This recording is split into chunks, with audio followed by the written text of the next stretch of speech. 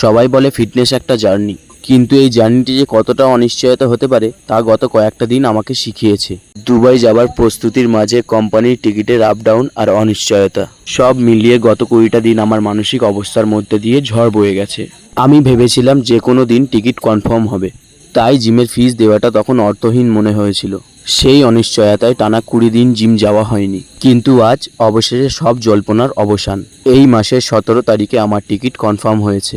Gym থেকে 20 দিনের বিরতি আমার ফিজিক আর মাইন্ডসেটের ওপরে যে প্রভাব ফেলেছে সেটা কাটানোই আমার কাছে এখন একটা নতুন চ্যালেঞ্জ। কিন্তু 20 দিন জিম না করার পরেও আমার বডি কন্ডিশন যে এত ভালো আছে, এটা আমার নিজের কাছেই অবাক করার বিষয়। হয়তো বছরের পর বছর দেওয়া পরিশ্রমগুলোই আজ আমাকে ধরে রেখেছে।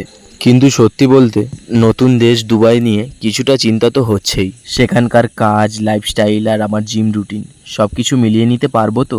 তবে ভয় পেলেও পিছিয়ে যাওয়ার পাত্র আমি নই। নতুন জায়গা, নতুন লড়াই, কিন্তু আমার লক্ষ্যটা একই। আমার এই ফিটনেস আর জেদ সাথে নিয়েই আমি দুবাই যাচ্ছি। দেখা হবে নতুন কোনো লড়াইয়ে, নতুন কোনো উচ্চতায়। সবাই আমার জন্য একটু প্রার্থনা করো, যেন আমি সেখানকার পরিবেশের সাথে দ্রুত নিজেকে মানিয়ে নিতে পারি।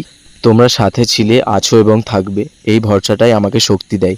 আমি জানি চ্যালেঞ্জ যেখানে বেশি সেখানে শেখার সুযোগও অনেক বেশি। দুবাই হোক বা অন্য কোথাও, আমার জেদ আর পরিশ্রমের জায়গাটা আমি সবসময় ঠিক রাখবো। Stay tune, love you all. সবাই সুস্থ থেকো, ভালো থেকো।